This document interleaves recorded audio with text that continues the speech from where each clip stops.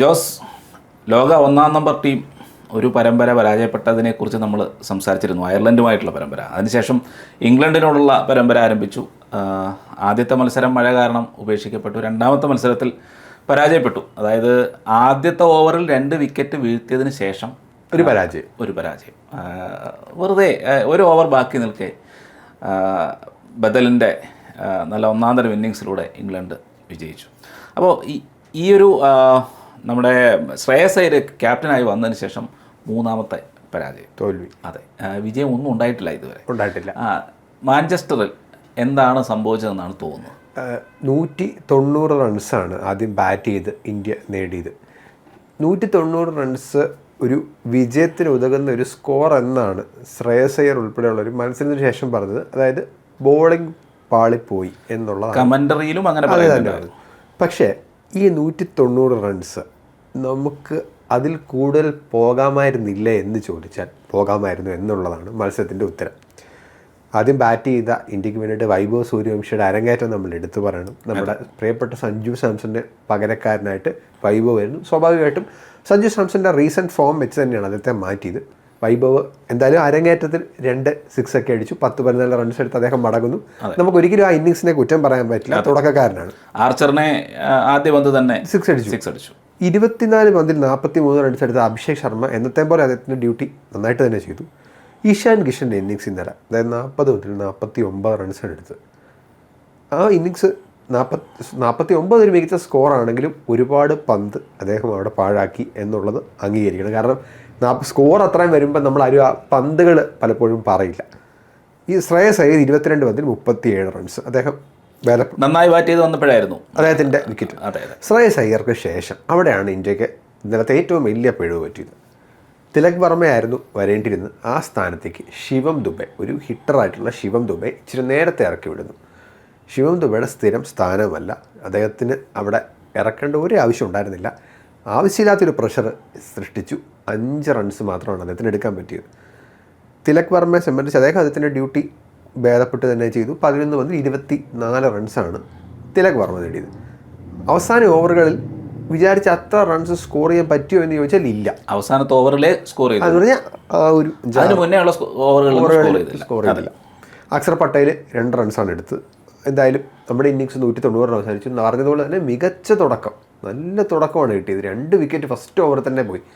ആ ബോളറെ കുറിച്ച് നമ്മൾ എപ്പോഴും പറഞ്ഞൊരു കാര്യമാണ്, ഇതുപോലെ സ്ഥിരതയില്ലാത്തൊരു തല്ല് കിട്ടിയാൽ അപ്പോൾ പിന്നെ ചെണ്ടയാവും. തല്ല് കിട്ടി തുടങ്ങിയ ചെണ്ടയാണ്. തല്ല് കിട്ടിയില്ലെങ്കിൽ അപകടകാരിയുമാണ്. ഹർഷ്ദീപ് സിംഗ് ആദ്യത്തെ ഓവറിൽ ഇത്രയും അടിപൊളി ഒരു ഫസ്റ്റ് ഓവർ എറിഞ്ഞ ആള് സെക്കൻഡ് ഓവറിൽ വന്നപ്പോൾ അവിടെ 26 അത് മൊമെന്റ് അവിടെ അങ്ങോട്ട് ഷിഫ്റ്റ് ആവുകയാണ്.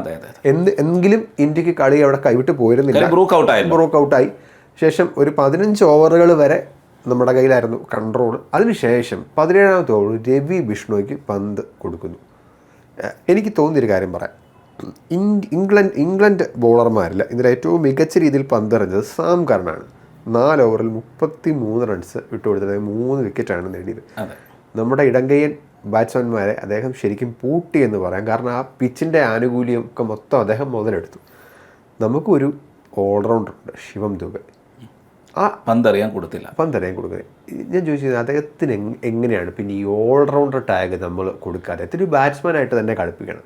പന്തറിയാൻ കൊടുക്കുന്നില്ല, അല്ലെ പന്തറിയാത്തൊരു താരത്തെ നമ്മൾ എങ്ങനെയാണ് ഓൾറൗണ്ടർ എന്ന് വിശേഷിപ്പിക്കുക? അതെ, അതിൽ ഈ പറഞ്ഞൊരു കാര്യത്തിൽ ഒരു അഭിപ്രായം പൊതുവെ ഉയർന്നൊരു അഭിപ്രായം പറയാം. അതായത് ആ ഗ്രൗണ്ട് ഒരു സൈഡ് നീള കൂടുതലും നീളക്കുറവും അങ്ങനെ ഒരു രീതി ഉണ്ടായിരുന്നു. അതായത് ഓരോ ഓവർ കഴിയുമ്പോഴും കാര്യം സൈഡ് മാറുമല്ലോ. അപ്പോൾ ലെഫ്റ്റ് ഹാൻഡർ നിൽക്കുന്ന സമയത്ത് ലെഗ് സൈഡിൽ നീളം കൂടുതലുള്ള സമയത്ത് സാം കറനെ കൊണ്ട് പന്തെറിയിക്കുകയും സ്ലോ പന്തുകൾ ഇട്ടുകൊടുത്ത് സ്വാഭാവികമായിട്ടും വലിയ ബൗണ്ടറി ആയതുകൊണ്ട് തന്നെ വിക്കറ്റുകൾ നേടാൻ കഴിയുകയും ചെയ്തു എന്നുള്ള ക്യാപ്റ്റൻ തന്ത്രം അവിടെ ഉപയോഗിക്കപ്പെട്ടു, ഗംഭീരമായിട്ട് ഉപയോഗിച്ചു. പക്ഷെ തിരിച്ച് ഇന്ത്യ അത് ഉപയോഗിച്ചില്ല എന്നാണ് പൊതുവെ ഒരു അഭിപ്രായമാണ്. അല്ല, ഇതിന് നമുക്ക് ശിവം ദുബെ ഉപയോഗിക്കാമായിരുന്നു, പക്ഷെ അത് ചെയ്തില്ല. അല്ല, അതാ ഞാൻ പറഞ്ഞത്, ശിവം ദുബെ പോലത്തെ ഒരു താരം, അദ്ദേഹത്തെ ഓൾറൗണ്ടർ അയർലൻഡ് പരമ്പരയിലും ശിവം ദുബെ മികച്ച രീതിയിൽ പന്തെറിഞ്ഞാണ്. അദ്ദേഹത്തെ എന്തുകൊണ്ട് ഉപയോഗിച്ചില്ല എന്നതിന് ശ്രേയസ് അയ്യർ തന്നെ ഉത്തരം പറയണം. ശ്രേയസ് അയ്യർ ഇന്ത്യൻ പ്രീമിയർ ലീഗിൽ നമ്മൾ അദ്ദേഹത്തിൻ്റെ ക്യാപ്റ്റൻസിയെ കുറിച്ച് പറഞ്ഞു. പഞ്ചാബ് ഇത്തവണ മുമ്പോട്ട് പോയില്ലെങ്കിൽ പോലും കഴിഞ്ഞ സീസൺ ഫൈനലിലെത്തി. അതിന് മുമ്പ് കൊൽക്കത്തയെ കിരീടം ജയിപ്പിച്ച താരമാണ്. അദ്ദേഹം ഇന്ത്യൻ ജേഴ്സിയിൽ ഈ ഒരു 3-4 മത്സരങ്ങളായിട്ട് അദ്ദേഹത്തിന് വളരെ ടെൻസ്ഡാണ്. അതെ, പൊതുവെ കൂളാകാൻ വേണ്ടിയിട്ട് ഒരു ഫേക്ക് ചിരി പോലെയാണ് ശ്രേയസിൻ്റെ ഗ്രൗണ്ടിലെ രീതികൾ കാണുമ്പോൾ തോന്നുക. മേ ബി ഇന്ത്യൻ ജേഴ്സിയിൽ ഒരു പെട്ടെന്നൊരു സുപ്രഭാതത്തിൽ ക്യാപ്റ്റൻ ആയപ്പോൾ ഉണ്ടായ ബുദ്ധിമുട്ടുകളാണോ എന്നറിയില്ല. അതെ, ഒരു ക്യാപ്റ്റൻസി ഒരുപാട് താരങ്ങളെ ബാധിച്ച സംഭവങ്ങൾ ഉണ്ടായിട്ടുണ്ട് പണ്ട്. അതായത് ഇപ്പോൾ സച്ചിൻ ക്യാപ്റ്റനായിട്ട് വന്ന സമയത്ത് അദ്ദേഹത്തെ ഒരുപാട് സമ്മർദ്ദം ഉണ്ടായിട്ടുണ്ട്. അതേസമയം സൗരവ് ഗാംഗുലിക്ക് അത് ബാധകമായില്ല. പക്ഷേ പൊതുവെ അന്നൊരു അഭിപ്രായം ഉണ്ടായിരുന്നു. അതുപോലെ കുംബ്ലെ ക്യാപ്റ്റനായ സമയത്ത് കുംബ്ലെ നന്നായിട്ട് പെർഫോം ചെയ്തു. പൊതുവെ അന്ന് ഉയർന്നൊരു അഭിപ്രായമായിരുന്നു, നല്ല ബാറ്റർമാർക്ക് ക്യാപ്റ്റൻസി കൊടുക്കാതെ ഓൾറൗണ്ടർമാർക്കോ അല്ലെങ്കിൽ വിക്കറ്റ് കീപ്പർക്കോ ക്യാപ്റ്റൻസി കൊടുക്കണം എന്നുള്ള അന്നത്തെ കാലത്ത്. അങ്ങനെ ഒരു ക്യാപ്റ്റൻ നമ്മളെ നല്ല രീതിയിൽ നയിക്കുകയും ചെയ്തു, MS ധോണി. അപ്പോൾ അങ്ങനെ ആ സാഹചര്യത്തിൽ കൊണ്ട് ഇപ്പോൾ ഇത് ശ്രേയസ് അയ്യർ ബാറ്റർ എന്നുള്ള നിലയിൽ അദ്ദേഹത്തിന് ഈ ഒരു ക്യാപ്റ്റൻസി സമ്മർദ്ദം ഉണ്ടാകുന്നോ എന്നൊരു സംശയം തോന്നുന്ന രീതിയിലാണ് കഴിഞ്ഞ 3 കളികളായിട്ട് പോകുന്നത്. മനസ്സിലായി. ഇന്നലെ ഏറ്റവും കൂടുതൽ റൺസ് വിട്ടുകൊടുത്ത രവി ബിഷ്ണോയ്, അദ്ദേഹത്തിന് 17ാമത്തെ ഓവറാണ് കൊടുക്കുക. രവി ബിഷ്ണോയ് 4 ഓവറിൽ 60 റൺസ്. നമുക്ക് രവി ബിഷ്ണോയെ ഇപ്പോൾ ഒരു താരത്തെ നമ്മൾ ഒരിക്കലും കുറ്റം പറയുന്നില്ല. നല്ല ബോളറാണ് അദ്ദേഹം, കഴിവുള്ള ബോളറാണ്. ഇന്നലത്തെ അദ്ദേഹത്തിൻ്റെ പ്രകടനം മോശമായിരുന്നു. ശ്രേയസ് അയ്യർ മത്സരശേഷം പറഞ്ഞത് ആ ഓവർ കൈവിട്ട് പോയി, പക്ഷേ ഞാൻ ആരെയും പോയിന്റ് ചെയ്യാൻ ആഗ്രഹിക്കുന്നില്ല, ടീം മൊത്തത്തിൽ പരാജയമാണെന്നാണ് പറഞ്ഞത്. അത് ക്യാപ്റ്റൻ എന്ന നിലയിൽ അദ്ദേഹത്തിൻ്റെ ഉത്തരവാദിത്വം ഏറ്റെടുത്തു, മികച്ച രീതിയിൽ തന്നെയാണ് മറുപടി പറഞ്ഞത്. പക്ഷേ എന്തിരുന്നാൽ പോലും നമുക്ക് ആശങ്ക ഉണ്ടാക്കുന്നത് ഈ ഒരു 2 മത്സരം അയർലൻഡിനോട് തോറ്റതോ ഇംഗ്ലണ്ടിനോടോ തോറ്റതല്ല, ആ ആറ്റിറ്റ്യൂഡ് നമുക്ക് ഒരു വെറുതെ തോറ്റുപോവുക. ജയിക്കും എന്നൊരു പ്രതീക്ഷയില്ലാത്ത രീതിയിൽ, അതായത് ജയിക്കുമെന്നുള്ള പ്രതീക്ഷ തോന്നിപ്പിക്കാത്ത രീതിയിൽ തോൽക്കുന്ന അവസ്ഥ. അതായത് ഇപ്പോൾ ഈ ഒരു നിർഭാഗ്യകരമായ അവസ്ഥയിലൂടെ തോറ്റു പോവുകയോ അല്ലെങ്കിൽ പെട്ടെന്ന് ആരുടെയെങ്കിലും ഒരു എതിർ ടീമിൻ്റെ നല്ല ഒരാളുടെ അതെ അതുകൊണ്ട് തോറ്റുപോവുകയോ ചെയ്താൽ അത് സ്വാഭാവികമെന്ന് പറയാം. പക്ഷേ ഇതൊരു ജയിക്കുമെന്നുള്ളൊരു പ്രതീക്ഷ നൽകാത്ത രീതിയിലുള്ളൊരു തോൽവി.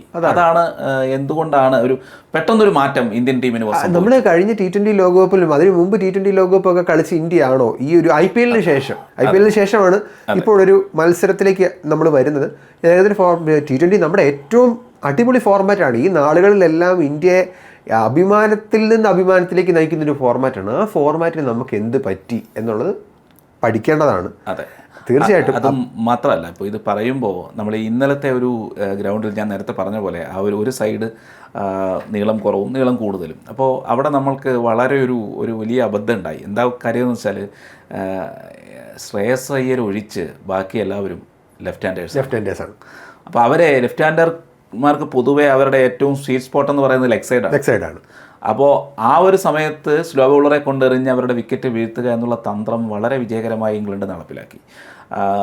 അത് നമ്മൾ കാണും. അപ്പോൾ അവിടെ ഒരു റൈറ്റ് ഹാൻഡർ ഉണ്ടായില്ല ഇന്ത്യക്ക്. ആ ശ്രേയസ് അയ്യർ പോയതോടുകൂടി അവിടെ അത് പോയി. അപ്പോൾ വേറൊരു അഭിപ്രായം ഇടയ്ക്ക് ഉയർന്നൊരു അഭിപ്രായം, ഇന്ത്യയുടെ സ്ട്രെങ്ത് ബാറ്റിങ്ങിലാണ്. അപ്പോൾ ഒരു ബൗളറെ എക്സ്ട്രാ കളിപ്പിക്കാതെ ഓൾറൗണ്ടർമാരെ കൊണ്ട് 4 ഓവർ എറിഞ്ഞ് തീർക്കുകയും സഞ്ജു സാംസണെ കളിപ്പിക്കുക കൂടി ചെയ്യേണ്ടതായിരുന്നു എന്നൊരു അഭിപ്രായം ഒരിടത്ത് ഉയർന്നുണ്ട്. അപ്പോൾ അതായത് ഇന്ത്യയുടെ ബാറ്റിംഗ് സ്ട്രെങ്തിൽ വിശ്വാസം അർപ്പിച്ചുകൊണ്ട് സഞ്ജു സാംസണെയും കൂടെ കളിപ്പിച്ചുകൊണ്ട്, അതായത് സഞ്ജു സാംസൺ, അഭിഷേക്, നമ്മുടെ ഇഷാൻ കിഷൻ, വൈഭവ് സൂര്യവംശി എന്നുള്ള 4 പവർ ഹിറ്റർമാർ കളിക്കുകയും ആ രീതിയിൽ ബാറ്റിങ്ങിൽ ഏറ്റവും വലിയ സ്കോർ ഉണ്ടാക്കുകയോ അല്ലെങ്കിൽ നന്നായി ചേസ് ചെയ്യുകയോ ചെയ്യുന്ന രീതിയിൽ മുന്നോട്ട് പോവുകയും ഈ 4 ഓവറുകൾ ശിവം ദുബെ, തിലക് വർമ്മ, അഭിഷേക് ശർമ്മ എന്നിവരെ കൊണ്ടെറിഞ്ഞ് തീർക്കുകയും ചെയ്തുകൂടായിരുന്നു എന്നൊരു അഭിപ്രായമുണ്ട്. അത് തീർച്ചയായിട്ടും, കാരണം മുമ്പോട്ട് അത് പരീക്ഷിക്കാവുന്നതാണ്. പരീക്ഷണങ്ങൾ എന്താണ് വിജയം കണ്ടെത്തുന്നതെന്ന് പറയാൻ പറ്റില്ല. 2011 ലോകകപ്പ് എപ്പോഴും എല്ലാവരും പറയുന്നു ഇന്ത്യ ആ ടൂറിന് 2023 ലോകകപ്പിൽ നമ്മൾ ഫൈനലിൽ തോറ്റു. ആ ടൂർണമെൻറ്റിലാണ് ഇന്ത്യ അജയ്യമായിട്ട് കളിച്ച ടൂർണമെൻറ്റാണ്. പക്ഷേ 2011 നമ്മൾ കപ്പ് അടിക്കുന്നത്. ആ കപ്പ് അടിച്ചതിനകത്ത് നമ്മുടെ പാർട്ട് ടൈം ബോളർമാർ വഹിച്ച പങ്ക്, യുവരാജ് സിംഗും സുരേഷ് റൈന ഉൾപ്പെടെയുള്ള എത്രയോ രീതിയിലാണ് അവർ പന്തെറിഞ്ഞത്. പക്ഷെ അത് വെച്ച് നോക്കുമ്പോൾ നമ്മൾ ഈ സമീപകാലത്തായിട്ട് ഇവൻ നമ്മൾ ഓൾറൗണ്ടർ ടാഗ് കൊടുക്കുന്ന ശിവം ദുബെക്ക് പന്തെറിയഞ്ഞു കൊടുക്കാൻ അത് നമുക്ക് നിരാശ ഉണ്ടാക്കുന്ന കാര്യം തന്നെയാണ്. എന്തായാലും അങ്ങനെ ഒരു പരീക്ഷണം ഉണ്ടായില്ല. അതാണ് അത്. ഇപ്പോൾ ഏകദിനത്തിൽ പാർട്ട് ടൈം ബോളർമാരെന്ന് പറയുമ്പോൾ 10 ഓവർ എറിഞ്ഞ് തീർക്കേണ്ടി വരും. പക്ഷേ ഒരു T20 സംബന്ധിച്ചിടത്തോളം 4 ഓവർ മതി. അപ്പോൾ ഓക്കെ, റിസ്ക് അല്ല എന്ന് പറയുന്നില്ല. കാര്യം ഈ തിലക് വർമ്മയെ ചിലപ്പോൾ ഒരു ഓവർ എറിഞ്ഞാൽ ചില വലിയ ഹിറ്റിംഗ് നേരിടേണ്ടി വന്നേക്കാം. പക്ഷേ റിസ്ക് ആണെങ്കിൽ പോലും ഇതിപ്പോൾ സ്പെഷ്യലിസ്റ്റ് ബോളറെ കൊണ്ടുവന്നിട്ടും 4 ഓവറിൽ 60 പോയല്ലോ. നമ്മൾ റിസ്കിനെ കുറിച്ച് പറയുമ്പോൾ 2007 ലോകകപ്പിന്റെ ഫൈനൽ ഓവർ, അതിനേക്കാൾ വലിയ റിസ്ക് ജോഗീന്ദർ ശർമ്മ. അതെ, അപ്പോൾ അല്ല, അത് ഞാൻ പറഞ്ഞത് ഇപ്പോൾ ഈ സ്പെഷ്യലിസ്റ്റ് ബോളറെ കൊണ്ടുവന്നപ്പോഴും 4 ഓവറിൽ 60 റൺസ് പോയല്ലോ. അപ്പോൾ അതിലും നല്ലത് സഞ്ജു സാംസൺ ബാറ്റ് ചെയ്യുകയും അതിനൊപ്പം തന്നെ ഈ ഇവരെ കൊണ്ട് ഈ 4 ഓവറുകൾ തീർക്കുകയും ചെയ്തുകൂടെ എന്നൊരു ചോദ്യം. അത് തീർച്ചയായിട്ടും. കാരണം സഞ്ജു സാംസൺ ഇന്നലെ 11-ൽ നിന്ന് മാറ്റിയതിന് പിന്നാലെ ഞാൻ ആലോചിച്ചു മലയാളികൾക്കായിരിക്കും സഞ്ജു സാംസണോട് ഇത്ര അധികം സ്നേഹം. പക്ഷെ അല്ല, മുൻ താരങ്ങളടക്കം ചോദിക്കുകയാണ് സഞ്ജു സാംസണോട് കാണിച്ച അനീതിയാണ് എന്നുള്ളതാണ് എല്ലാവരും പറയുന്നത്. കാരണം എല്ലാവർക്കും അദ്ദേഹത്തെ ഇഷ്ടമാണ്. ഈവൻ ഗൗതം ഗംഭീർ ഇന്നലെ ഗ്രൗണ്ടിന്റെ ഒരു സൈഡിൽ സഞ്ജുവായിട്ട് സംസാരിക്കുന്ന ഒരു ദൃശ്യം നമ്മളെല്ലാം കണ്ടു. സഞ്ജുവിനെ ആശ്വസിപ്പിക്കുന്നു. പക്ഷെ വൈഭവിനെ കളിപ്പിക്കാതിരിക്കാൻ പറ്റില്ല. ആരെ മാറ്റും? ഈ ഇഷാൻ കിഷൻ ലോകം ഒന്നെന്ന പ്രത്താരമാണ്, മാറ്റാൻ കഴിയില്ല. അതാണ് പിന്നെ മാറ്റാൻ സാധ്യതയുള്ളത്. ആകെ തിലക് വർമ്മയാണ് ഇതിനകത്ത് മാറ്റാൻ പറ്റും. അദ്ദേഹവും ഇന്നലെ കളിച്ചു. അദ്ദേഹം ചോദിക്കും ഞാൻ എന്ത് ചെയ്തിട്ടാണ്. അതെ, അങ്ങനെ ഒരു പ്രശ്നം വരാം. അപ്പൊ അതുകൊണ്ടാണ് ഞാൻ നേരത്തെ പറഞ്ഞ ഒരു ഓപ്ഷൻ അവിടെ ഉപയോഗിക്കാൻ കഴിയില്ലേ എന്ന് പലരും ചോദിക്കുന്നത്. നമ്മളത് തീർച്ചയായിട്ടും. അതെ, ഇനിയിപ്പോൾ 7-ാം തീയതി ഉള്ള മത്സരം, 7-ാം തീയതി വരുന്ന മത്സരത്തിൽ ഒരു വിജയപാതയിലേക്ക്, കാര്യം തോറ്റുകൊണ്ടിരുന്നാൽ സ്ഥിരമായിട്ട് നമ്മൾ തോറ്റുകൊണ്ടേയിരിക്കും. അങ്ങനെ ഒരു പ്രശ്നമുണ്ട്. ഒരു കളി ജയിച്ചാൽ അതെ, ആ പാർട്ടിയിൽ നിന്ന് മാറി ഒരു ജയം കിട്ടിയാൽ മാത്രമേ, ആ ഒരു വഴിയിൽ നിന്നൊരു വ്യതിചലനം മാറി ഒരു ജയത്തിൻ്റെ ഒരു പാതയിലേക്ക് വന്നാൽ മാത്രമേ ഇനി അങ്ങോട്ടുള്ള പ്രതീക്ഷയുണ്ട്. അല്ലെങ്കിൽ തോറ്റുകൊണ്ടേയിരിക്കും, പിന്നെ അടുത്ത കളികളും തോൽക്കും. അതങ്ങനെയാണ് സ്വാഭാവികമായി. തോറ്റുകൊണ്ടേയിരുന്നാൽ സംഭവിക്കുന്നൊരു കാര്യം ശ്രദ്ധിച്ചിട്ടില്ലേ? സ്ഥിരമായി ഡക്കാവുന്നവർ കുറേ ഡക്കാവും. അതെ, അതാ മൈൻഡിൻ്റെ ഒരു കാര്യം കൂടെയാണ്. അതുപോലെയാണ് ഈ തോൽവി ഒരു ടീമിനെ ബാധിച്ചാൽ തോറ്റുകൊണ്ടേയിരിക്കും. അപ്പോൾ എത്രയും പെട്ടെന്ന് ഇന്ത്യ അടുത്ത കളിയിൽ ഇന്ത്യ വിജയവഴിയിലേക്ക് തിരിച്ചെത്തട്ടെ എന്ന് നമുക്ക് പ്രതീക്ഷിക്കാം. അവസാനം ഒരു കാര്യം കൂടെ പറയട്ടെ. നമുക്കെല്ലാവർക്കും സഞ്ജു സാംസൺ അല്ലെങ്കിൽ ഓരോരുത്തർക്കും ഓരോ പ്രിയപ്പെട്ട താരങ്ങളുണ്ടാവും ഇന്ത്യൻ ടീമിൽ. നമ്മൾ ചെയ്യുന്ന വീഡിയോസിൻ്റെ ഒക്കെ താഴെ കമൻറ്റ് ബോക്സിൽ ആളുകൾ നമ്മൾ സഞ്ജുവിനോട് സ്നേഹം കൂടുതലാണോ അല്ലെങ്കിൽ വൈഭവിനോട് സ്നേഹം കൂടുതലാണ്. നമുക്ക് ആരോടും സ്നേഹം കൂടുതലില്ല. നമുക്ക് ഇന്ത്യൻ ടീമാണ്. അതെ, ടീം ജയിക്കണം. നമ്മൾ ആ ഒരു മത്സരത്തിന്റെ കോണ്ടസ്റ്റിൽ മാത്രമാണ്. അത് മാത്രമല്ല, നമ്മൾ ഗില്ലിനെ കൊണ്ടുവരണമെന്ന് പറഞ്ഞത് വേറൊന്നും കൊണ്ടല്ല. നമ്മൾ ഇങ്ങനെ തകർന്നു പോകുന്ന ഒരു ടീമിലാകുമ്പോൾ സ്വാഭാവികമായിട്ട് ഒരു ആങ്കർ റോളിൽ ഒരാൾ ഉണ്ടാവണം. നിലവിൽ അത് ഗില്ലേ ഉള്ളൂ. അതെ, ഗില്ലേ. അതുകൊണ്ടാണ് നമ്മൾ അദ്ദേഹത്തിന്റെ പേര് പറഞ്ഞത്. അല്ലാതെ നമുക്ക് ആരോടും അമിത സ്നേഹമില്ല. അതെ, അമിത സ്നേഹവുമില്ല, അമിത വിരോധവുമില്ല.